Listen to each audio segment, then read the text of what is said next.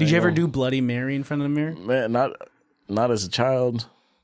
You did as an adult? I just wanted to see. And? No, we're good. She's not the next guest on your podcast. She ain't gonna do nothing. Bet. You're going like this in the mirror. Swing, bitch. Fuck no, I only ever got to 2. Sarah, come here. Take care of this bitch real quick. Dude, I can't even kill a spider. There ain't no way I'm gonna kill Bloody Mary. Well, you can't kill spiders? It takes a lot of willpower. Oh, It takes a lot of my HP, bro. I feel. Yeah, it's you know, and it's because I'm too sensitive of a guy. I keep thinking about their family. Come on, like Sierra over here understands. Especially if it's a daddy long legs, the name daddy's in there. Damn. This guy is a father of children spiders. It can't be that bad, oh, it can't be that bad, oh, it can't be that bad, oh, it can't be that bad, oh, it can't be that bad. Dude, what's up, man? What's going on, brother? I'm glad we can make this happen. Hell yeah. Looking forward to this. How's life been? Chilling, bro. Life's been great. Life's been great for real. Good, dude. Yes, yeah. sir. You look happy. Oh, yeah, I am. Got off work. You know what I mean? You're glowing. Thank you. I've been exfoliating. Oh, is that what it is? That's what it is. You have an actual skincare routine? I do. Whoa. Is it your girl that helps you out with that? No, I've been doing that shit for years. For years? Yeah. That's how you look so youthful. You know what I mean? They don't know. What's your skincare routine? What is it? Exfoliate and moisturize.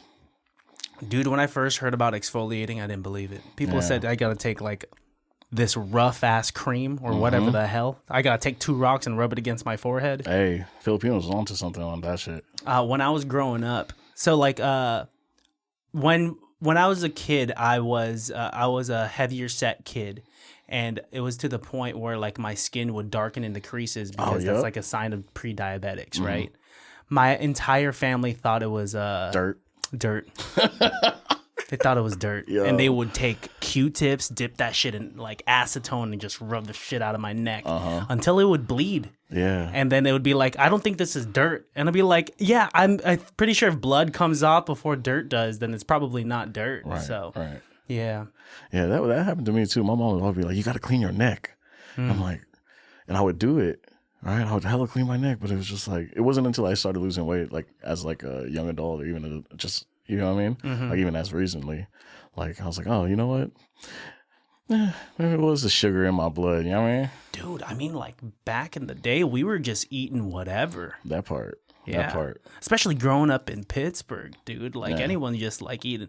I mean, were you a Tampico kid? Yeah. Oh, man. Yeah. No one tells you about how much sugar is in Tampico. That shit hella thick. Oh, it's so thick. It don't get cold. No, and it's supposed to hydrate you, but it made me thirstier. And so I'd just drink more Tampico when my body was really telling me, hey, you should probably drink some water. Right, bro. But We used to make like popsicles out that bitch. Oh, you did that? Yeah. What? You're innovative. Yes, sir. Wow. What did you put it like in ice trays and little toothpicks in the I mean, ice we trays? could do that too, yeah. We did that too. But like my pops had got like little popsicle like molds and whatnot. And it was always Tampico or Sunny D. Wow. Oh, Sunny D. Right. Every single kid on the block thought that Sunny D was healthy because they said that it was like, it gives you vitamin D. But no one knew that D stood for diabetes, right? For sure. I thought Sunny D was like an Indian guy's dick. Oh, man. Sun D. That's nuts, man. Yeah. It's I feel like I could connect with you. I mean, a lot of the people that I have on, a lot of the creatives that I have on, we're at that age now where half of the people we meet, they're younger than us, right? That part, yeah. But like you and I, we grew up like probably riding our bikes down the street or like, you know, kicking it outside, right? Yeah, yeah. It's coming back home and smelling like Adao. dude, like Adao. Like for the white people out there, Adao means like The sun. just the sun, man. People didn't even know that was a What's fragrance. that smell like? It smells like a hard day's work. Yeah, you know? yeah, that's a great description of it for sure. It smells like it smells like authentic friendships. It smells like the opposite of what Roblox smells like. Man, my kid's barely getting into like Minecraft. Like he's really into Minecraft right now. And my boy was like, "Oh, get ready for Roblox. It's gonna come up soon too." Oh, your kid said that? No. My friend was saying, because I had made a post about my kid like loving Minecraft. He was like, "Oh, wait until he gets into Roblox." Damn, I was like, "I don't even know what that is." Roblox is like a super social, like you just play a bunch of mini games and and you just bring your avatar everywhere. Minecraft, at least, I would find that productive because I feel like that's teaching kids to be architects, at least, right? Yeah. He be talking about all the buildings he making and like how the zombies be tearing down his buildings or doing all these different. I was like, what are you talking about? But this is cool. That's crazy. How old are your kids? My oldest is 5. He's about to be 6 this month, and then I got a 3-year-old. Wow. So you got one about to enter the first grade. Yeah, he's in kindergarten right now, yeah. Man, do you remember when you were in kindergarten? Yeah. What was the type shit that you would get into in kindergarten? Naps. Whoa, you were napping that much? And really? Yeah, we had nap time. We still had nap time in kindergarten. Nap time, but I feel like kindergarten is where I found out I was colorblind. Because I remember I was like coloring things, and then like my neighbor was like, "Hey, why are you making the sky purple and the grass brown?" Whoa. You know what I mean? Yeah. So the grass looks like our brown to you, and the blue sky looks purple to. Whoa. Yeah. That's crazy to me. You feel me? That means you can't be a pilot, right? Like something like that. Right. Yeah. I feel like things that you can't you can't be colorblind, and I don't think if you popped Molly, you can't be a pilot. If you pop Molly, you can't be a pilot? There's like something about like you're shaking your head. Do you know? Are these just myths that I'm thinking of? No, there's certain things that you have to pass before you can become a pilot. And there's a certain like psychedelic drug that. I think it's all like any drugs that make you like shrooms. Ooh. If you've done it once, they could detect that. Yeah. They could detect that? Wow. They do like a. Oh, they do like the polygraph thing. Okay. Yeah. Oh, they do a polygraph? Like, have you ever popped Molly? But I think they do like a whole background. No. I've never popped Molly. Mushrooms though. I've popped Molly before. Mushrooms, I don't count ever as having done it because like I was like in high school and I was blackout drunk and I took some shrooms and supposedly I was just screaming at the top of my lungs. So I don't count that. I don't remember it. Yeah. Have you done it as an adult? No, I've not. Bro. I'm not going to encourage it, but if it calls, pick up the phone. A lot of people like encourage it, and like I'm just a busy guy where I can't like slice out that thick of a time out of my day to be able to be like, all right, today is shroom day, you know? Yeah. And because like you need a day like away from things, right? Like 6 hours. 6 hours. I mean, a lot can happen in 6 hours, it's a lot of time too, dude. Yeah. Yeah. I mean, what was growing up in Pittsburgh like for you? I think I don't know, no different, you know. But I was going to school. I remember I was going to a private school in Concord, and I could tell that difference. And like I could tell the difference when I went from that private school out in Concord to when I went to a public school. And I witnessed like kids speaking another language and like kids cussing, and they don't get in trouble. You know what I mean? Whoa, yeah. That is because I would have to say shit like, "Gosh darn it!" If I would stub my toe, I can't say fuck. I would have to say freak. Yeah, which is a way or that's fudge, which is no wonder I grew up fat. Yeah, it's crazy. Would you say you were like sheltered growing up? To a point. I think to a point, like, shout out to my family. They definitely did a great job, you know what I mean? Raising me right and making sure I make right decisions and stuff. But like, when you go to like especially like I was telling you downstairs, like going to a public school and like you start seeing, kids don't grow up the same way you did. Like their parents might be openly cussing and it's okay to cuss at their house. And so they bring it to the school and it's like, oh man, he just called him the B word. Dude. You know what I mean? Have you ever been at like a friend's house where they call their parents by their first name?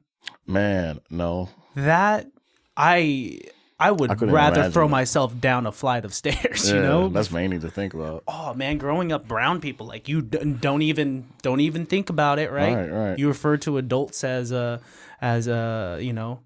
tita, or whatever the fuck, Auntie, right? uncle, yeah.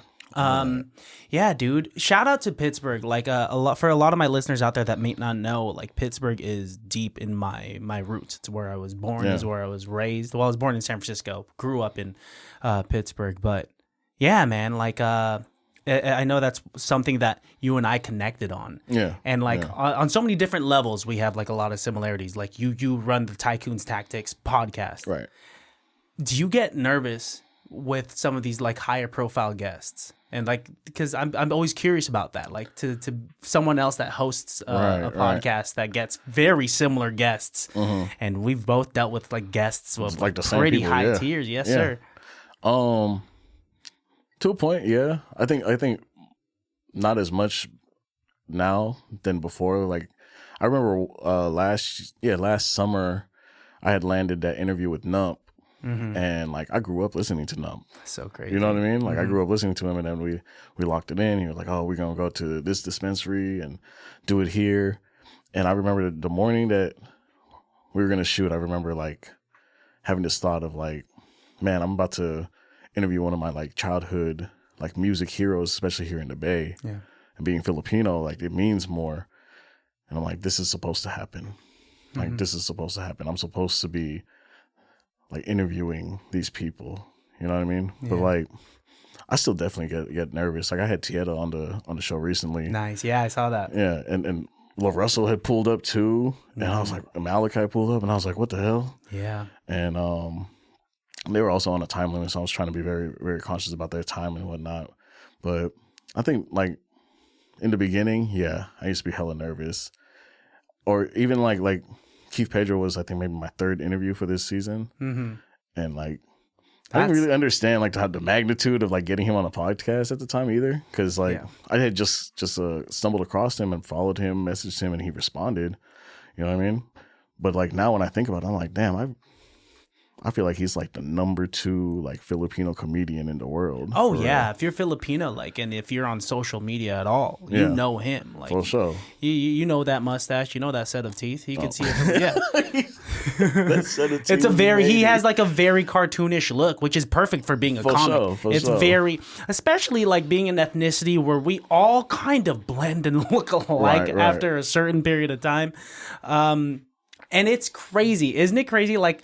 How some people ask, how do you get some of the guests on your podcast? Yeah. And sometimes it's just shooting your shot. That part. And it's easier sometimes to shoot your shot at a prolific guest rather than like shooting your shot at like girls growing up, dude. Like I feel more courageous to shoot my shot at like to the La Russells, to the Tietas than like if I were to just go back in time and think about like my 8th grade crush and even just like looking at her. Nah, dude. I feel that. Yeah. I feel that for sure. But it's a beautiful thing. When I had CRSB on, that was so full circle for me, man. I was gonna ask, how did you land that? I messaged them. It took a while because like they're busy as fuck, dude. But I messaged them like over a year ago. Okay. And like we just tried. It was just a bunch of like IG tag, you know, of just like, hey, what days work? These are the days work. Damn, these days don't work. Okay, how about these days? And then like we wouldn't hear back from each other for X amount of weeks. Hey, brother, I'm still down. We're still down for the podcast. Like, when's it gonna happen?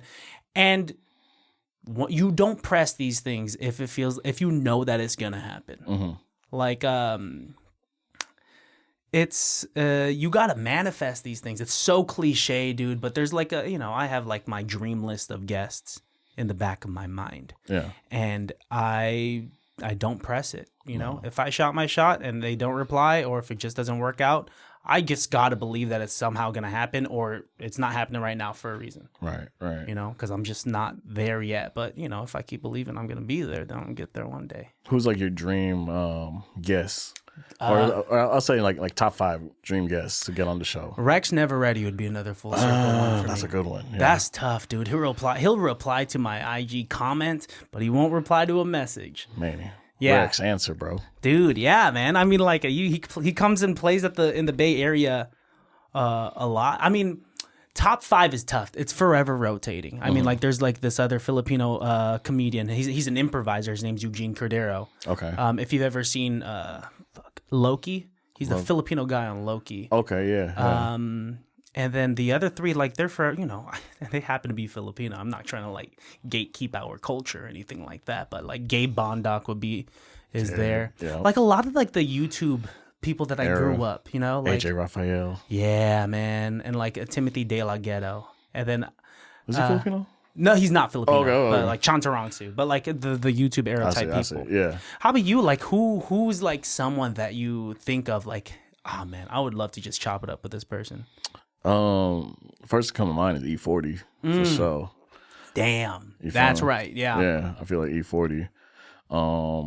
Who else would be on my list? What would you even talk about with E40? There's so much. For sure. I don't know, man. I think like having somebody like that would be a very legendary conversation. I feel like I'd have to like prepare different questions, or like a set of different questions that I typically ask my guests. Fab. Yeah. I feel like I don't want to interview Fab. Joe Coy. Oh. You know what I mean? Yeah. I feel like Joe Coy would be dope. He's kind of like in my lane. Who else? There's Rex. Rex would be probably one of them too. I remember I did an interview with Andrew Orolfo. Yeah. Like he was saying, like, bro, just message them because they answer. They typically answer like Rex will answer. You know what I mean? Or Dante, what's his name? Dante Basco? No, there's another one. I mean, he would be dope because he's from Pittsburgh too. Oh, he is from Pittsburgh, Yeah, dude. he's from Pittsburgh too. Man, yeah, I would love to talk about the cotillion with him, man. Oh yeah. Yeah, I mean, did you see his movie that he had put out like a couple years ago no, I've not. with his brothers? Oh, but I've heard about that. Wait, is it what show or what movie is that? I think it's called like I don't want to say, I don't know. I think it's called like Four Brothers or something like that. Or I'm pretty sure there's like another that. movie with Mark Wahlberg called Four Brothers. Yeah, right. But this is the Filipino version? Right. Let's look it up. Hold on. Because it's in Pittsburgh. Like it's literally. I've it was heard shot about in it though, Pittsburgh. yeah.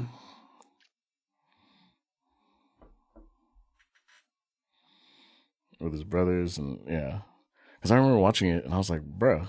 The Fabulous Filipino Brothers is what it's called. Wow. I love the straightforward name. Yeah. And it's with his real brothers, right? His brothers, yeah. Yeah. It's cool, dude. It's growing up and like seeing a lot of these people that we've gotten to like interact with already, you know, like Nump or like CRSB. It's kind of like a testament to like you know, our younger selves that it feels like if younger Angelo were to think about like ever having been in the same room and like talking to Nump and creating content with Nump, Right. wouldn't that seem so far away and outlandish? For sure. If I was like 16, like knowing that, 30-something-year-old Angelo is going to be, like I produced a couple of Nump's like podcasts with him and G-Biz. And it's like, even when I say that, it's kind of like, that's crazy. Like that's a fucking crazy ass thought. Yeah. You know what I mean? And yeah, when I'm like 16 years old listening to Who Got Grapes, I wouldn't think like fast forward. Like, like I got his number. I could text him right now type shit, you know? It's a beautiful thing. And that makes us believe that like, yeah, we have earned it. We deserve to be in the same room as some of these greats because like in our own way, we are making our own story too, you know? For sure. Talk to me more about like your younger self, like your upbringing, like growing up and whatnot, and how like what makes you you. Yeah. What makes me me? I think Pittsburgh for sure. Growing up in Pittsburgh, having that chip on our shoulder, just being from a smaller city and stuff.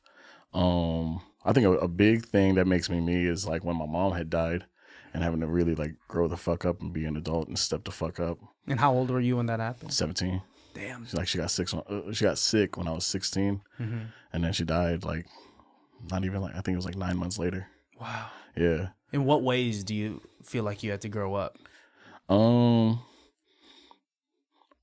I noticed it later on. Where like now I'm at that age where I have friends now that their parents are passing. Yeah. But it's like, I've been through that shit. It's okay. You'll get over it. And it sounds like fucking, like very disconnected. But like experiencing that shit when like I was younger, I feel like I had to become a man faster. Like my pops, I remember like my pops having that conversation with me like, hey, when she passes away, I'm gonna really need you to step up because like you're gonna have to be like the next parent up. You know what I mean?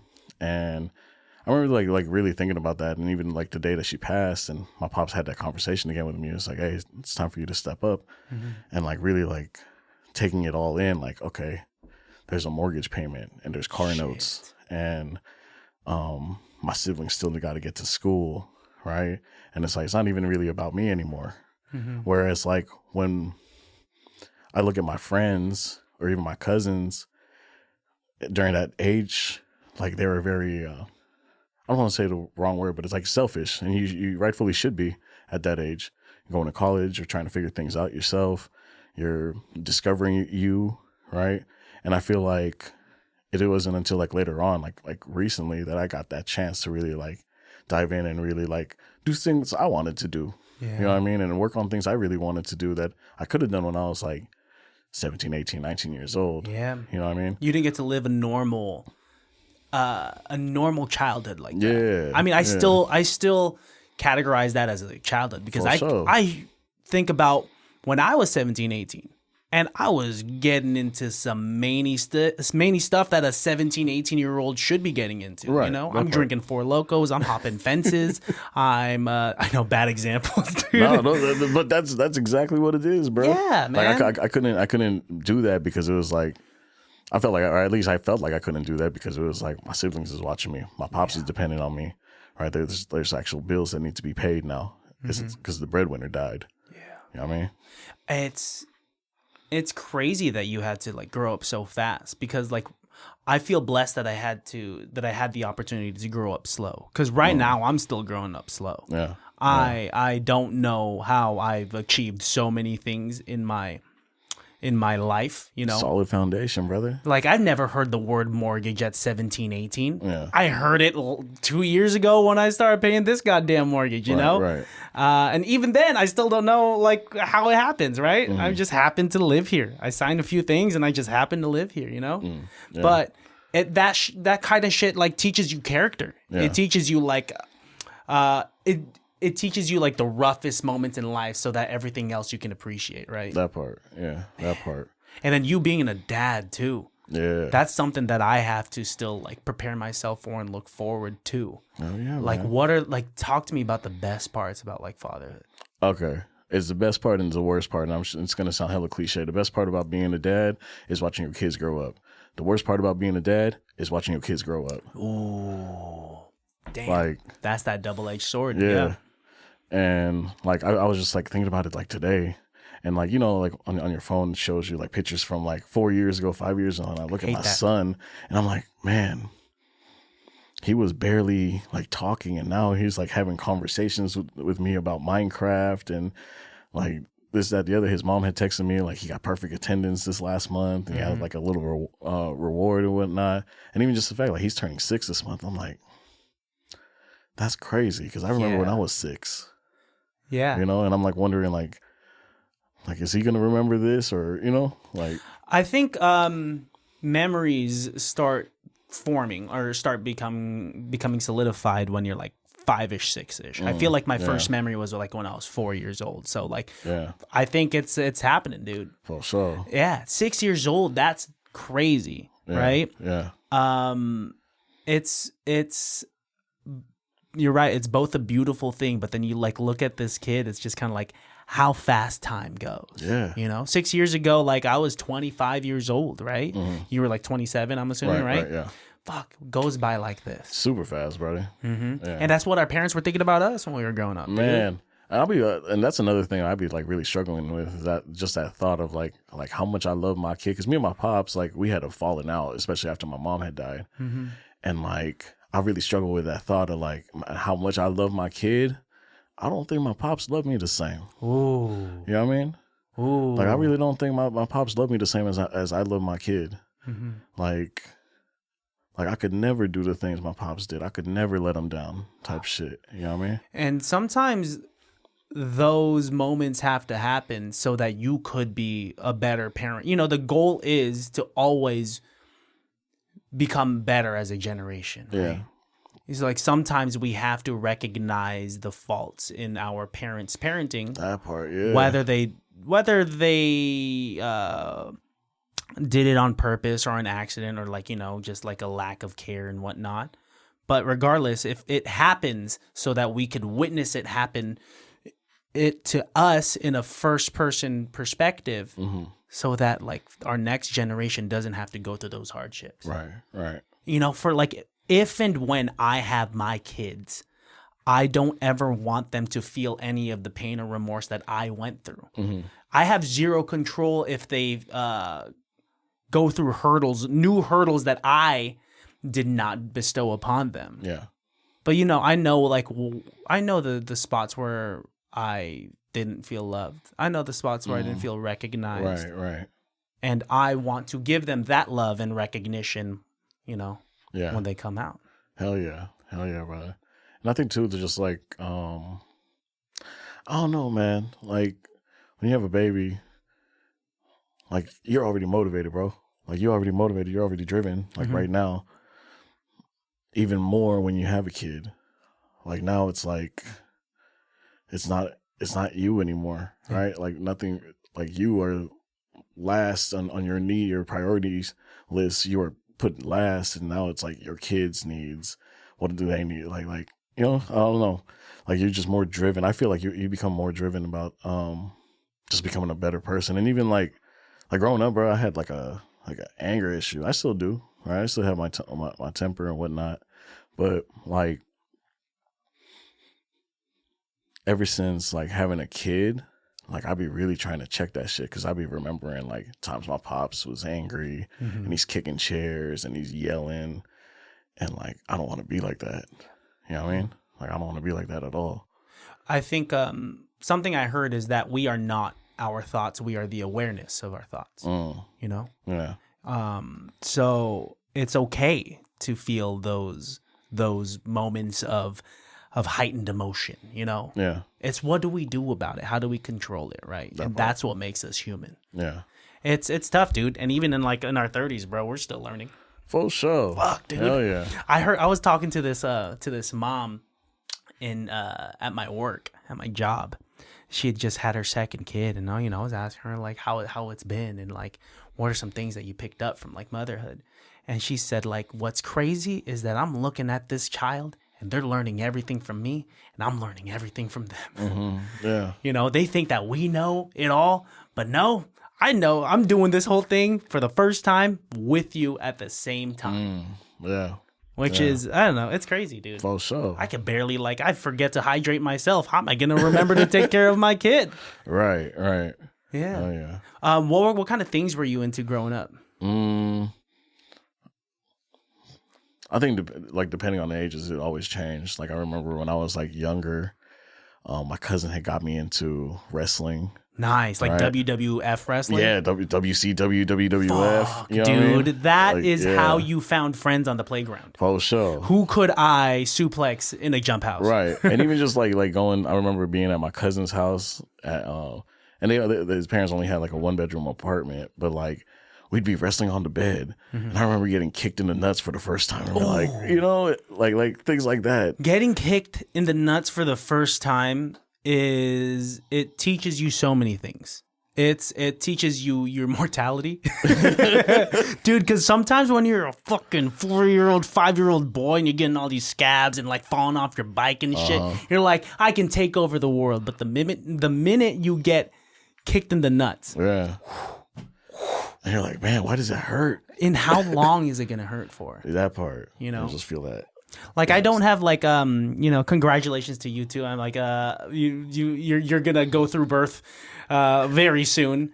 But whenever I'm like talking to my fiance or her friends about like I try my best to empathize with like, damn, y'all are gonna make a fucking baby, and like you guys have to go through like periods, you guys have to go through childbirth, etc. But you will never know what it feels like to get kicked in the nuts that so part, hard. For sure. Yeah, for dude. Sure. My fiance, she'll accidentally get hit in the boob. She'll like run into the wall weird, and then she'll get hit in the boob, and she'll be like, that fucking hurts. And I'm just like, how long is that gonna last for? It's not gonna last as long as getting hit in the nuts. I feel like, when I was younger and I was bigger, bro, I could feel that. You know what I mean? Oh, dude. Hitting my titty on her, like lifting, doing my thing. Oh, dude, this thing. This is how you know someone grew up fat. Bro. I'll be editing my podcast. I'll be like, Christian, stop tugging in your fucking shirt. You're bringing attention to the side boob. You know? Yeah, it's when you were fat, did you have inside out nipples? Yeah. Fuck, thank you. Bro, yeah. I didn't even know how that shit happened. It's crazy because, you grow up seeing some titties on screen. You grew up seeing like your homies like nipples like when you guys go swimming. And then you look in the mirror and you're like, why do my nipples look like sad Asian eyes? And they were like bigger. Bigger. I felt like they were hella bigger when I was younger or fatter. Yeah. I don't even. I'm not even lactating. Why are they huge? What's going on? Yeah. Why is the areola hella? Yeah. Why is it taking up a bunch of real estate? I remember like the summer, like in middle school, all schools are different, but like in my school, like for PE, we would get changed for PE. And I was just like, damn, I have to take my shirt off and stuff, right? And I remember like looking in the mirror and like learning how to make my nipples hard so they didn't look. You feel me? Yeah. And be like, okay, so if I drink water, it would come out. The water would make your nipples cold, come out. You know what I mean? Because it's cold, and you just right. Whoa! If I bring cold water, I didn't know there were tricks to like erect your nipples. I did not want to be like, what's wrong with your nipple? Yeah. The thing is, I used to, when I would go swimming, because I didn't want to take off my shirt, I would have a white t-shirt on. And that was counterproductive because if you go swimming in a white t-shirt, it just hugs your body. It's a wet t-shirt contest, Sure. Might as well take the thing off, Right. I should have just lived in my own skin. But you take swimming lessons when you were younger? No, dude, I still barely know how to swim. Man. Really? Throw me in the water. I'll figure. My mom like drown proofed us. What does that mean? Like she waterboarded you guys? No, not like that. No, but she put us in like swim lessons pretty young. Okay. You know what I mean? And like that was like a thing for her. Like she did not want us to drown. She wanted us to really know how to swim. Wow. And so like kind of like what you were saying, I remember like seeing like my other friends who were also like bigger, when we go to like a community pool or whatever, they're still wearing shirts. I'm like, bro, take that shit off, dog. Yeah. Like you can't swim right with that shit on. Yeah, I mean it's really it's adding more weight to you. Yeah, because you have all of the it's not aerodynamic or Hell no. hydrodynamic, whatever the fuck you want to call it. But yeah, man, and it was a hassle getting out the water. And hella like heavier, bro. Heavier and taking off a wet t-shirt is the most I'd rather get a pair of scissors and just cut that bitch off. Say bye to that Kirkland tee. Yeah, man. It's to tough. the Kirkland tee. Do you remember those hot Pittsburg summers where you'd be wearing like a wife beater? I mean, I didn't have them, but like yeah, I remember hot Pittsburgh summers though. You didn't have any like tank tops like that? Not the Sando. Not the Sando. Yeah, the Sando. Yeah, I didn't even know like they had them in my size when I was a kid. Oh man, what size were you wearing as a kid? I mean, depending on the age. But my pop, my pops, you kind of like wear whatever what your pops be wearing. My pops was more of like a white t-shirt, undershirt type of thing versus like a tank top. You know what I mean? Yeah. Okay. Oh, so the white t-shirt would be the undershirt, or you're saying you're wearing a white t-shirt with an undershirt? Yeah, so the white t-shirt would be the undershirt. Oh, okay, you know what I okay, mean? gotcha. Yeah. Wow, wouldn't you be hella hot in a whole ass like under white tee? I mean, what are you wearing, a barong at every time? Right. But you feel me? I ain't know no different though. Mm-hmm. It wasn't until like, you know what I mean? Got my own money. I was like, I'm gonna wear tank tops. Oh, that was like your when you felt bougie. You would get tank tops. I'm gonna wear tank tops now. Oh, I got my first paycheck. I'm gonna get me a tank top. Right. No, I had a bunch of hand-me-downs from my brother. Did you? Yeah. So how many years difference you and your brother? 6.5 years. Oh, okay. So he was like a grown ass man. So everything I was wearing was like oversized. I was either wearing my dad's clothes. So I'm like wearing like as a third grader, I'm wearing like an adult sized like a button up. What am I doing? And puka shells. Like what? And puka shells. Were you a puka shells type person? I wanted to be. I remember I got some back from the Philippines. That shit ain't fit me. Oh, it didn't? Oh, it was just like a choker? Yeah. Dude, the sizes in Philippines. Liars. It's smaller, dude. They make you feel so self-conscious about yourself. No, I mean, we shouldn't be. We just eat good here. They're not eating as good there, dude. Hell no. I had a friend bring me like a large shirt. It was a large shirt that says Jeepney on it, which is the most fucking fob thing you can get. Yeah. And it was a large. I'm a large. Mm. I saw it. It looked like it was a small. That part, yeah. It was, and he said, "Sorry, man, it's a third world large." Fucking assholes. You think with all the rice they'd be eating out there, they'd be overweight? Bruh, it's all that basketball that they be doing in the humidity. Oh man, yeah, you're right. You know what I mean? It's something like my mom's brothers when they were growing up in the Philippines, like hearing about their childhood way different than ours. Yeah. They'd be catching toads, literally playing catch with toads. Yeah. And that's a thing. Yeah, catching toads, catching frogs, playing basketball all day. Yeah, they didn't have Roblox. They just had frogs. They had roadblocks. They had roadblocks due to typhoons, you know, Right. and mudslides. That part. Have you been back? I've never been. Nah? Nah, Gotta go. You been? When I was 16, yeah, I went. Wow. That shit was dope. How was it? I think when I was 16, I didn't really appreciate it as much because I was still like an angry 16-year-old. You know what I mean? Oh man. So like I remember walking through the mall and people like look at me because I look different. I got curly hair. I'm taller than everybody. And then I'll be like, "What's up? You want to fight?" But like They're now, like, nobody. yeah. But they're just curious. You know what I mean? But looking back at it now, like it gave me a lot of perspective. Like I was telling Sierra, like we was eating chicken wings. I'm like, you got to eat everything. Yeah, you have to. You have to eat everything. And Just might as well eat the bone too. yeah, You know. yeah. But like I was like, I feel like I gained that perspective because like going back home, like you see how the animal is killed. Ooh. You know what I mean? Like I remember my uncle walking in with a goat and then walked back into the house and the goat was roasted. Ooh. And you know, like just having an appreciation of like this thing died so that we could eat. And you don't want to waste this shit. They'll name that goat too. Yeah. They'll name that goat same day they catch it and kill it. Right, Be like, this is Joshua. This is Frederick. Yeah. I don't even know they could pronounce Frederick. Too many F's, and that's one F. Frederick. Frederick. And then Frederick turns into fried rice. You know, it's just like I've never been. My dad dropped some gems on me like just in the past years because like my dad's just like this normal accountant. And then like as I got older, I started learning where from the Philippines he's from. He's from Tondo. Okay, yeah. And Tondo's like, that's the place where you throw down. That's the slums, dude. Yeah. He had his own little boy gang. Man. Like, you know, like and he was telling me that he would get into like fights and shit and like, you know, people be trying to snatch his watch and whatnot. Right. Yeah. And that gives me perspective that like my dad, who just seems like this very normal civilian, went through a life that I have that, you know, that I don't know because I grew up so privileged to have been born in, you know, in America. in not just America, but California. Yeah. You know? Yeah. The economy here is like the fifth best in the entire world. That's many, dude. Right. Do you plan on going back sometime soon? I do, bro. I do want to go back. I know my cousins was talking about going back in like 2 years, and I want to really like take my kids with me.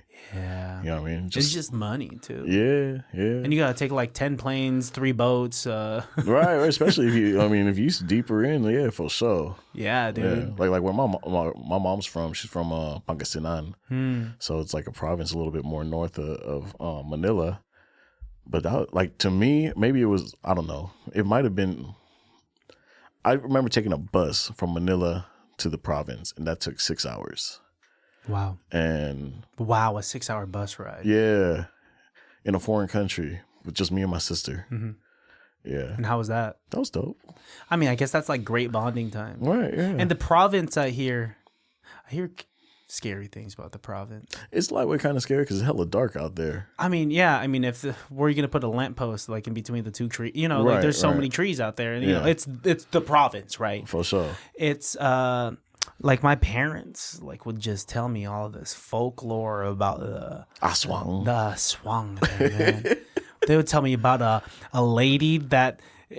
They would tell me about a winged lady with no bottom half that will snatch your newborn. Right, man. And I'm thinking, this is just an excuse for parents that lost their new. How would you lose a baby? What? You'll find a goat, but you'll lose a baby? It's crazy, man. Like what's the other folklore they got? Fucking Chanak. What's that? That's like the killer baby. It's always the killer baby. Oh, okay. Have you heard about the one that there's a street that if you drive down and you look in your rear view, that lady will be sitting in the back seat. Taking off my rear view. She ain't gonna appear if I just break that off, you know? I'm just gonna look straight. I'm not gonna look back. I don't know, man.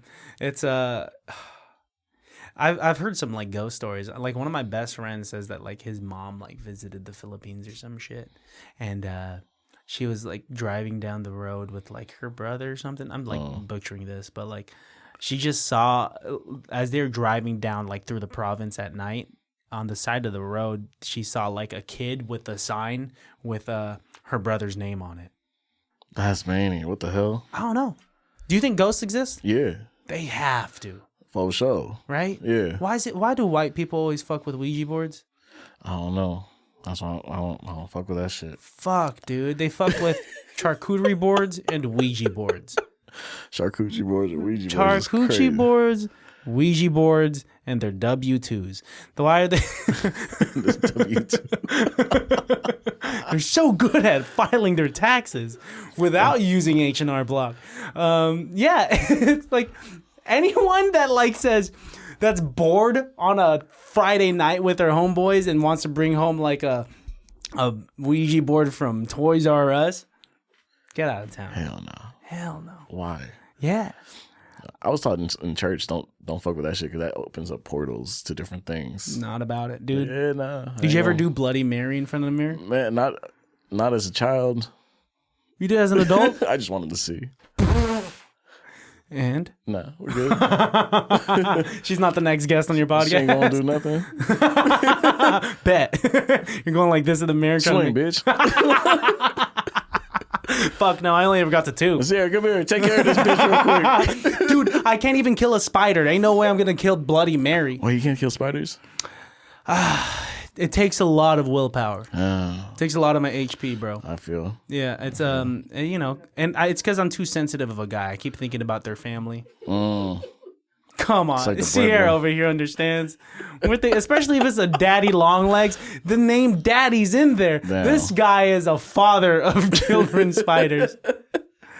You know, That's crazy. it's yeah. So I just vacuum them, You just vacuum them. and then they just exist in like my vacuum until I dump them out. I heard this really nice thought about like people who they take spiders whenever they're in their home and then they place them somewhere else, and it's always like, oh, if I'm ever in a place where I'm unwanted, I hope that they're as graceful as I am, because I'll be killing the fuck out of these spiders whenever they get pointed out. I'm just Well, dude, imagine if we were in the same shoes as spiders, right? Imagine if like we lived our normal human lives, but we lived in a world where there were like bigger beings, and we were the pests. damn. And we're just doing our own damn thing. Right. Right now, we could be having a podcast, and I see a big ass hand just go boom It's on up. you, and then I gotta be like, I gotta go. You know, like have you ever just seen like a trail of ants, and you think to yourself, I'm about to Thanos these motherfuckers. We get the magnifying glass. That's torturous, bro. You just spray them with the raid. I think it's You instant. spray them with the raid is crazy. It's like the Holocaust. You think so, and not the actual fucking magnifying glass that burns them? Bro, I mean, at least they got a chance. No, I The give them. raid is like, But this is what I do. This is why I said I'll Thanos them, because I'll let half of them live, so the half of them could go back and tell their buddies, tell the stories. don't go here. Don't go here. I'll let like 4 of them live. I'll let 4 of them just kind of like traverse, figure out that there's It's like no food. Mulan. What do you mean? That one scene in Mulan. Or like, how many messages does it take to bring back a message? 1. Oh yeah, They you're take right. that. You feel me? You're right, dude. It just takes. You're right. I should just let one ant Just live, 1. Yeah. because if like I mean they freak out. They have to freak out when one of their buddies dies. All right. I mean, Maybe. shit. I hope. Have you ever gone like hunting, or have you ever like killed like a mouse in your house? Yeah. Oh, you recently did this. This is a recent thing, huh? Bruh. We moved out. We're in a new place now. But my grandma don't take care of shit in that house. And there's like rodents, bruh. She went back to the Philippines back in, what was it, Ma? Like February, right? She went back for a month. And so, if you know, you know. Like, the house is like a hoarder house. She just be packing hella shit. And so, the day she left, I started cleaning up. And then Sarah came and helped me out. And, bruh, she's washing the dishes. And there's this fat-ass rat that just runs across. Bruh. It runs across and climbs up the curtain, and it's like posted up there, bro. Oh no! And she's like, just grab it. So we went to Walmart. We got a rat trap. We put some peanut butter on it. She called her dad. She was like, how do we catch a rat? And next morning, caught that motherfucker. What? It found the peanut butter and was just like, okay. Yeah. Fuck, dude. Done. You are stronger willed than I am. Because I once again would think, father of 4. His wife's thinking, where's my hubby? Shit. They're trying to Netflix and chill later that day, bro. And you destroyed that family, brother. It's I would probably be like, all right, I guess we're sharing this space, man. Because I'm not killing a rat today. We're sharing this space, man. Bro, that shit was wild to me. That shit was so wild to me. And you know what's so crazy that we found a hole where they was coming in through. Ooh. And my grandma ain't want to patch it up. She just put something in front of it. It was a literal mouse hole that you see in like Tom and Jerry. Bro, there's a fucking hole in the wall like this big that they were pushing through. And she just put like an old cooler in front of it, and they're like, all right. Filipinos be like that, dude. Yeah. Cover up the mess, man. Just cover it. It's just okay. Cover up the mess. Yeah. We would have so many rats in like my old house in Pittsburgh, dude. And it was just it might be a thing out there. Right? Yeah. They love, I mean, where are they coming from? Highway 4? Probably, bro. Just taking railroad? Down East Leland. Fucking damn, dude. Stopping by. Is Small World Park is still there, right? Yeah, yeah.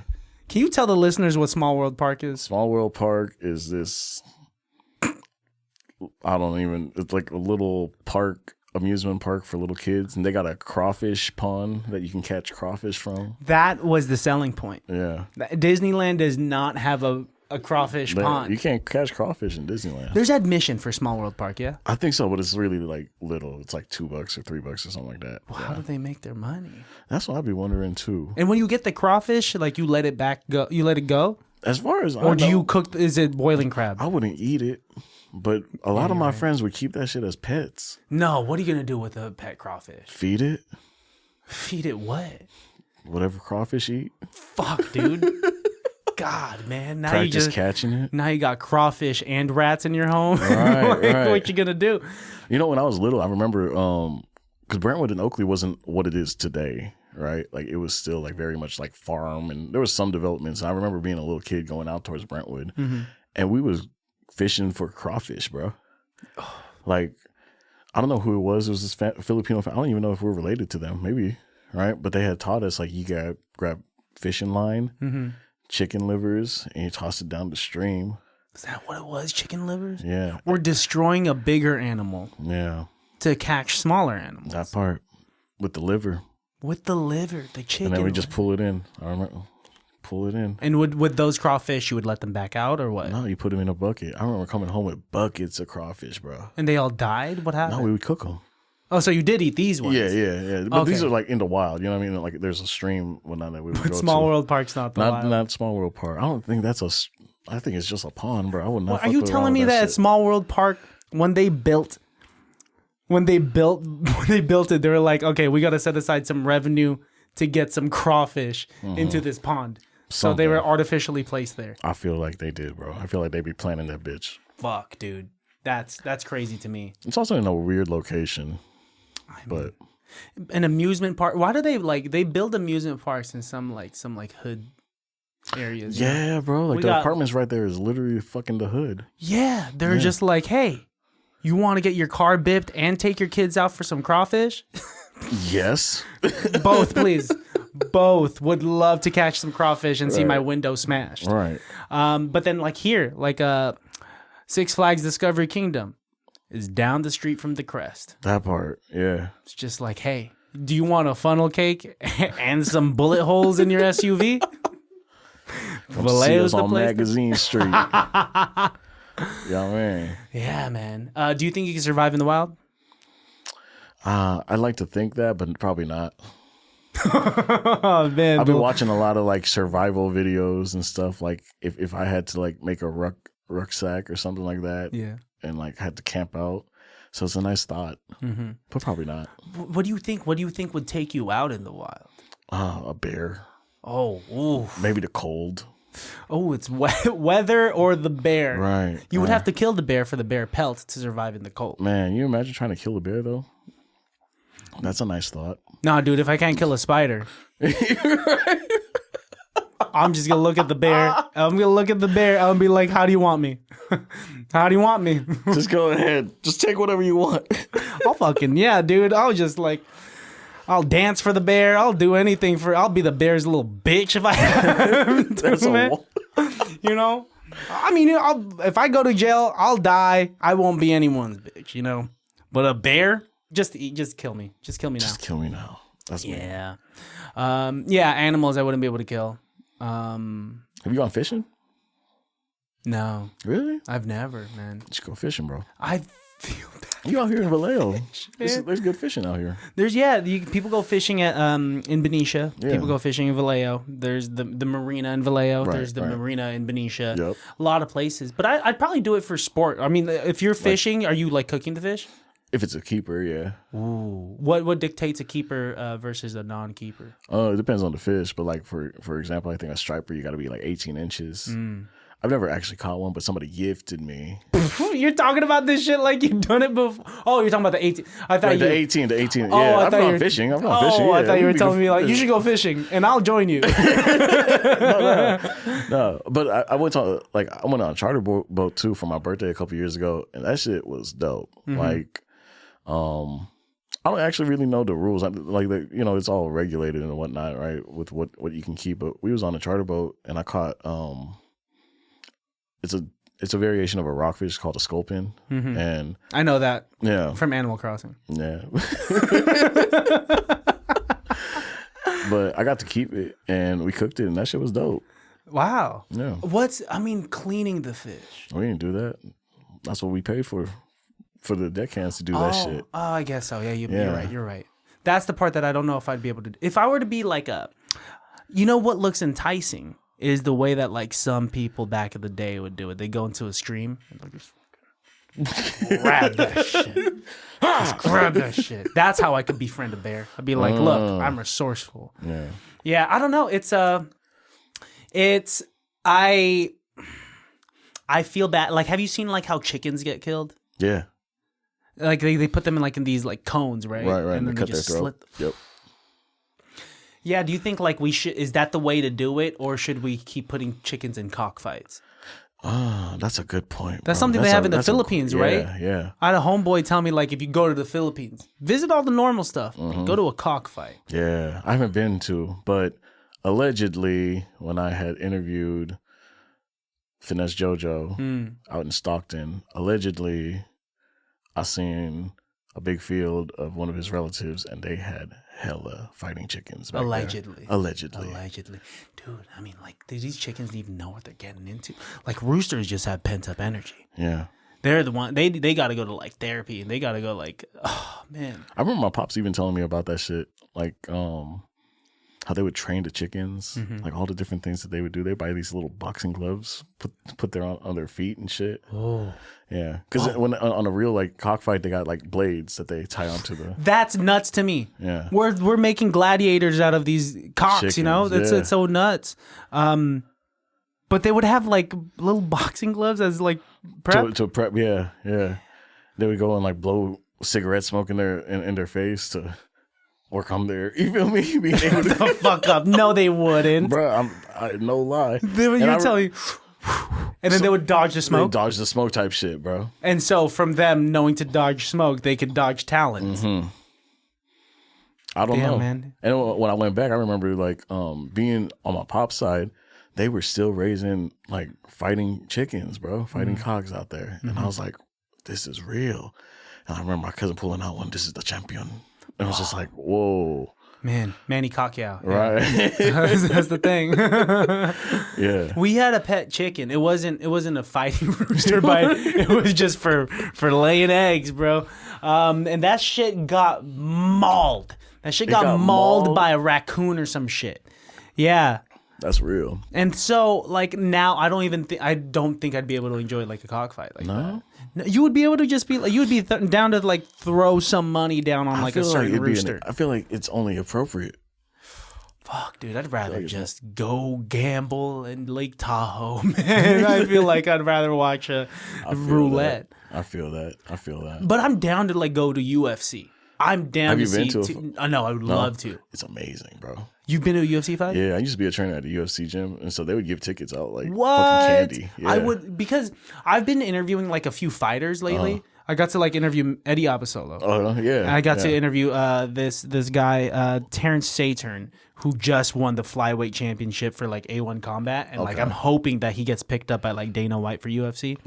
But the way they talk about it is so passionate, and now I'm down to see.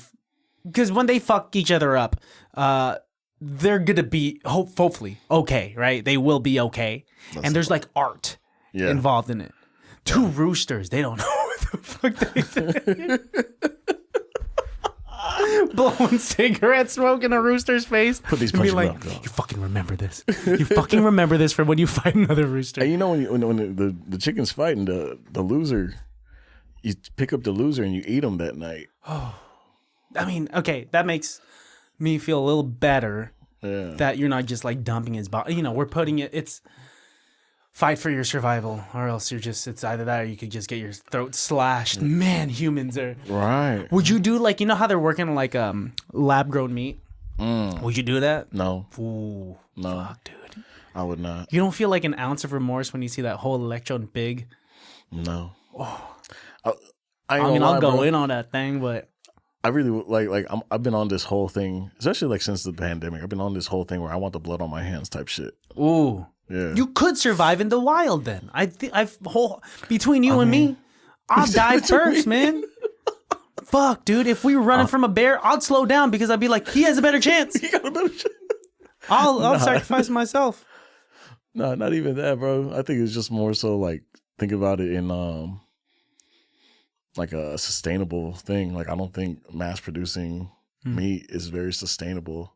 Whereas like if you go out there and actually like hunt for your meat and the blood is on your hands, like if you go out there and you fish and whatever you catch is what your family eats, like I feel like that's a lot more sustainable than going and buying like fucking 10 tilapias tonight. Yeah, you're right. You're right. You're right. I mean, like you just really got to work for that food. Yeah. Because I think if we lived back in the day and it was like hunter-gatherer times, you would go out and get the food and hunt the mammoths. I would go and pick the berries. Pick the berries, come home and tell all the children stories. I'm that guy. Put the kids to sleep. Bro, I got asthma. There ain't no way I'm fucking chasing down a jaguar. And like I would die first. And I'm willing to make that sacrifice if it meant like the warrior of the bride could live before me. That's a little funny, dude. I've never been in a fight before. Like, what am I in a fight? Verbal fight. Okay. I'll use my vocabulary to make someone feel bad. Yeah. And I'll be like, fuck yeah. Hell yeah. You should see my toothbrush because that's when I'm thinking about all my comebacks. My toothbrush is like fucked up because that's when I'm the angriest. I'm like thinking about dude, and it's a horrible gingivitis. It's a horrible gesture to be angry with that. I think about like my high school bullies when I'm like in the shower and I'm brushing my teeth, and then I come out, I'm a better person. Yeah, that's crazy. You've never been in a fight though? No. No, yeah. I've talked to some fighters about it, and they look like they want to give me my first punch. They're like, I can't believe you've never been hit in the face before. You should try it sometime. Yeah. I'm like, I'm okay. You find out a lot about yourself. That's exactly what they said. Yeah. best believe that like if it came down to it and like there was like if some homeboy was trying to like threaten my fiance, then I'll throw down. I would throw down if I absolutely I feel like you had can handle to. yourself, bro. You pretty buff. You pretty built, bro. It's technique though, you know. It's like I could have like if I don't have the technique or the experience, that's what I'm afraid of. Yeah. Because like you've been in fights before. Like what are the things you have to like? Is it just red and you don't? Is it does the adrenaline block everything else out? Sometimes, a lot of times too. It's just like I've been in fights where it's like the one. Yeah. You know what I mean? Yeah. That was just red. That was red. Yeah. And I was just like, why are you fucking with me? Type shit. You know what I mean? I mean, there's some people on the fucking world that's like, why, you know, I saw how that fucking person provoked you, right? Yeah. And it was well deserved because like we don't tolerate that kind of, you're a nice guy, you know? Right. You're a nice guy, but like if you have to like defend yourself and defend the people you love, I can believe that you'll do that, you know? Right. Yeah. But then there's other times where it's like, I've been in like fights where it's like I'm laughing, I'm having fun with it, and it's like you just don't have a chance. Whoa. And it's terrible that you don't have a chance type shit. Whoa. You're thinking that about the other person? Mm-hmm. Man. That's like my day job is I do armed security and executive protection. Mm-hmm. And like even like last night I was telling her like I was about this close. There was this dude that we had caught stealing. And we just asked him to put the stuff back, but he caused a whole scene. Mm-hmm. And he rode off on his bike because a grown-ass man riding on a bike got his life together, apparently, right? Mm-hmm. Has money to pay for his shit, right? And he doubled back, and he was like, what time you get off? What time you get off? What time you get off? And she was like, bro, get on about your day, bro. Like it's not that serious. We caught you. All this time that you're over here yelling at us and screaming at us, you could have rode down to the Food Max and got your food if you have money, because you can't buy it here now. Like, you could have rode down to Rayleigh's and bought your food already, but you coming over here, like antagonizing us, bro. And I was this close to really picking him up and slamming on his head and taking his bike. Because it's like, that'd be funny to wake up after you got your head slammed and you have to walk back home. Where's my only mode of transportation? Yeah. Right. But, like people like that who, like, are big talkers, and it's like, bro, like, I was a trainer. I've trained MMA fighters. I've sparred with MMA fighters. No, I'm not saying I'm an MMA fighter at all either, right? But I've taken enough classes where it's like, I feel like I know what I'm doing. Mm-hmm. And like, I can ground myself enough where, you know what I mean? Like, I can handle myself. Mm-hmm.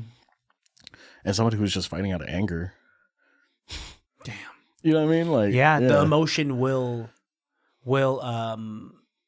cloud your perception of things, right? Yeah. So there has to be some sort of like stability to it. For sure. Damn. But then so it sucks because I understand that people have their issues, but they bring it to other places. Right. Don't bring it to other places, or, you know, like, I mean, a lot of people project. Yeah. Right. And then it comes down the worst places. You know, like this guy obviously is not doing well in life. Mm-hmm. He brings it to this place of your work where your job is to not let that happen. Right. And he keeps antagonizing you. And of course, shit's going to go down. That part. But, you know, and that's it sucks because, like, why you just got to compartmentalize that or like deal with it in like a healthy way. Yeah. Go to the gym. Oh, man, yeah, punching. There's resources available. Yeah. Hell yeah. To be upset. Yeah. When I get upset, I just like, I just leave. I leave. I don't talk to anyone. I don't, because I know that like if my fiance and I, if we get into an argument, like I know I'm not going to say the nicest things when my emotions are heightened. I do not trust my words when I'm emotionally heightened. Right. So I leave. I take some time. I listen to some music, something that'll like put me in a good place, and then like really, so I could take a step back and take a look at the whole forest. Yeah. But yeah, that's how I kind of deal with it. Oh yeah, I feel like too. Like, I don't know if it's just a cultural thing, but I feel like I have a very sharp tongue, and especially like the people I love the most. Like, I'll just separate myself because I don't want to hurt you because I'm going to hit you where it hurts if I'm very like amped up or something. So I'll just like separate myself. Yeah. And I think that's the healthy thing to do. Either that or get into like rap battling. Yeah. So. if you're gonna hit someone where it hurts, that means that you could do research and you'll know exactly what to write about. That's funny. What's the goal, dude? What's the goal with the creative studio? What's the goal with the podcast? What's the goal with it all? Yeah, I think just as of recently, I was talking to one of my business partners, and we was talking about creating super fans out of the tycoons and who, like, identifying who the super fans are, and creating something to where, like, I feel like we are catering a lot more to artists specifically, and so I think one of the goals is just to create a package for artists to come in, and there's a certain result that they're looking for that we can provide for them. Maybe not in terms of like viewership or following, but like, hey, we have a podcast, and maybe like one of the ideas that we're trying to do is bring people on and giving them their own little series in the podcast where they have like 3-4 episodes, right? And they get to talk to their shit, bring other guests on, but it's their podcast. Kind of like with Nump and G-Biz. We've only produced like maybe 4 shows with them. But to say like I've done that and they have that in place already, you know, they can always use that for whatever. They can always chop it up later on. You know what I mean? On top of doing the pink rooms, on top of having Tycoon Tactics. Yeah, so I think right now it's just identifying super fans, creating super fans, and creating packages for our artists that we're working with to use and have a deliverable result for them that's very predictable. Yeah. And what the thing would be. Yeah. That's beautiful, because like I noticed that you guys were doing your thing and you guys are doing it well. And then out of nowhere, like I think once you guys moved studios, you guys really hit the ground running. Yeah. You hit the ground running with very consistent content and giving people a platform, shifting toward not just the podcast and clips of the podcast, because I know you guys want to put the full things behind like the paywall, because you guys deserve some payment for your guys' hard work. But you know, the live sessions and the clips and, you know, the merch and having a studio, a very professional studio, which is like, I feel like a good central area for like a good hub for like people coming from Vallejo, people coming from the city, you know. I feel like when I ask people to come from like Oakland and SF, like they gotta trek out here, you know. At least Concord, like that's a little closer. But yeah, I think you guys are truly on the precipice of something. And you guys are really doing, I think you guys are doing a lot of good things for the culture right now. And I hear a lot of good things. You know, I had Scando on like shortly after you guys had Scando on, and he was saying that he really fucks with you guys. Oh yeah. You know, and he's good, and he's good people. So you know, not only from his endorsement, but like a lot of the artists that you guys put on, you guys are doing a lot for the culture.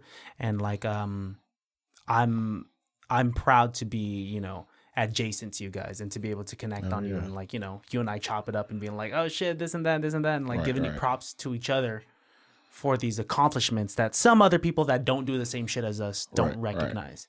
So this is me giving you that recognition, giving you guys that recognition, because I know it's not easy work. I appreciate that, buddy, for real. It takes time to be great. You have to sacrifice something, and that is time, and that is energy, and that is sleep, dude. So like, no, props to you guys, and like I'm really rooting for you guys, and I'm in your corner. And you know, if I have the time, if I have the energy, and whatever resources I have to help you guys out, I'm just a call away. I'm a text away. Yes, sir. Yes, sir. I appreciate that, buddy, for real. Yeah. And I gotta say too, bro, like I really appreciate you even having me on the podcast, bro, because like I was telling you on our podcast, bro, like I had organically ran into your shit. I was just scrolling, and I was like, bro, this shit is funny. And then clicking onto your page, and then just binge watching clip after clip after clip, and being like, bro, this is good. Like, this is really good. And they've had, you know, you guys have had like some really big folks on your show. It's just like, you know what I mean? Always like, that thought to me was always like, man, you guys are way bigger than what your following shows, for sure. You know what I mean? Like you guys, and so I'm like very honored to even be a part of this, bro. For real, like to be on your platform and tell my story. You know what I mean? Yeah, so. Dude. No, thank you for coming on and telling your story. It's like, It's nice to learn about you. I mean, we got to chop it up a little bit last time when I was on your guys' podcast. Like, got to learn about me. I hate talking about myself sometimes, man. I love talking to other people about them or just about, like, cockfighting. Yeah, dude. I'm pretty sure you know how these episodes end. I end them with the comedy improv scene because my background is comedy improv. Have you done improv before? Nah. Nah. Do you have any questions regarding that? Or, I mean, if you don't want to do it, we don't have to do it either. We can do it. Unless you want to freestyle rap. That's something I do, too. I don't really freestyle. I'm like the executive role. You know what I mean? I'm just the executive producer. We just make it happen.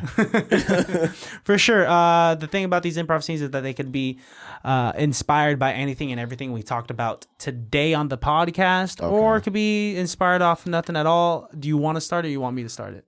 How do we start it? I mean, are you familiar with improv? Yeah. Okay, we start. I mean, it's just a scene, dude. I'll just I'll start off. All right. If you want me to. Right. Without further ado, ladies and gentlemen, all the baddies out there, it can't be that bad.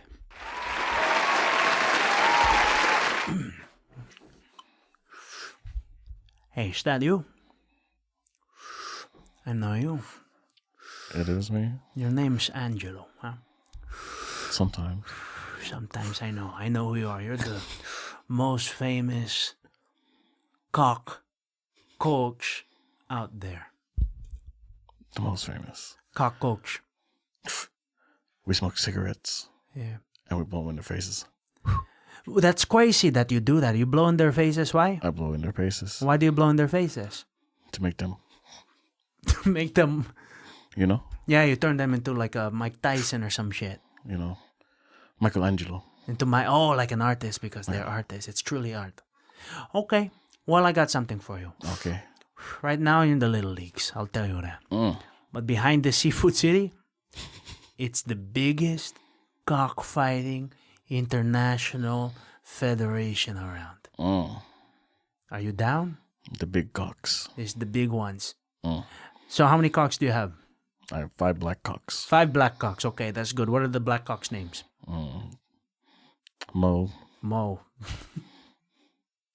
We have Mo Jr. Mo Jr., the son of Mo. Okay. Curly. These are, okay, I see where you're going. It was the last one. Manny Pacquiao. And Larry. You can't forget Larry, right? There's Larry. It's Mo, Larry. Curly, Larry. Are you gonna? Larry. That's a crazy order that you go in. You go Mo Jr., Curly, Manny Pacquiao, and then Larry. Okay, all right, sounds good. What's that? 4? That's 5. That's 5. Okay, all right. So the thing is, how much money do you have on you? I have $40. $40. Okay. But you put that into pesos. You're a rich man. I'm a rich man. You're a rich man. Pretty sure that's like 2,000 pesos.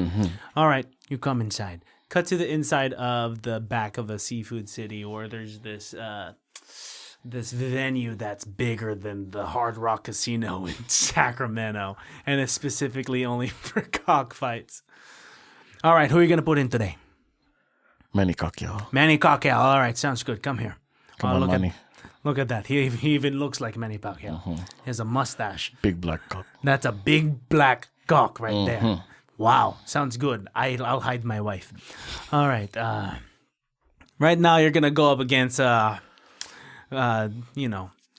his birth name is Roger. But he goes by... It's Mike Tyson. It's just that your cock is fighting actual Mike Tyson. So it is a cock fight, but and it's versus a human. But Mike Tyson is only fighting cocks now. He's going to bite his head. Yeah, I mean because there's no ear to bite. That's how you do it. All right. Cut to the end of the fight. It seems like Manny Pacquiao won. Mike Tyson's dead. Thank you, Manny Pacquiao. You're my favorite black cock. And scene. And that's an improv scene, dude. It was basically, thanks for just rolling through with it. It's so silly. Yeah, it's so crazy that some people are down to just do an improv scene. I did an improv scene with LaRussell and I was like, yeah, wow, you're down? For sure. And I did it with Tieta and she was super down too. And it just brings out the silly in some people, you know? Yeah. Dude, I appreciate you, man. Thank you for coming through. For sure, brother. And until next time, because there will be a next time. I had a pleasant conversation. Sierra, thank you so much. Congratulations once again. And I can't wait to see what the future brings for y'all. Both as, as normal parents, and both as like as an executive producer on this creative platform. Yes, I am stoked for you. I'm pumped for you. And once again, I'm rooting for you in your corner. Thank you, brother. Before we get out of here, please look into the barrel of your camera. Please tell the listeners, tell the baddies where they can find you, what they have to look forward to. Yeah. You can find us at the Tycoons. It's the Tycoons _ on Instagram. We're not really on any other platforms, to be honest. And then if you want to look us up on YouTube, I think it's Tycoon Tactics or the Tycoons as well. But Instagram's our main platform that we're on. And what we're working on right now, Pink Rooms, which is live performances for folks. Also looking to add on more people to be on the show. Always constantly looking for guests to be on the show. We got an office space, so we did make that decision to start charging people to get onto the platform. But we're making it affordable unless you got a really, really great recommendation from somebody else like Christian, right? Yeah. Thank you. So we made that tough decision to start charging free people. We understand it's probably going to slow down the production of things, but it's going to help us on the back burner of being able to go and produce things. But other than that, man, find us at the Tycoons _ and at your next local show. Fuck yeah. You feel me? Dope. And before we get out here, one more thing, please. Once again, look into the barrel of your camera and leave the listeners, leave the baddies with a phrase of saying, a piece of advice that they could go about their day with that reminds them that it can't be that bad. Yeah. Fuck them niggas. Do whatever the fuck you want to do anyways. You know what I mean? Them niggas don't love you. They love what you bring to the table. So fuck them niggas and do whatever the fuck you want to do anyways, because it can't be that bad. Damn, that energy just came out of nowhere. Love it, bro. Thank you so much again. Appreciate you. Yes, all right, sir. till next time, baddies, you guys know where to find me. You guys know where to find the podcast because you're already here. Peace. Love you. Bye. Bye, friends. Can't be that bad.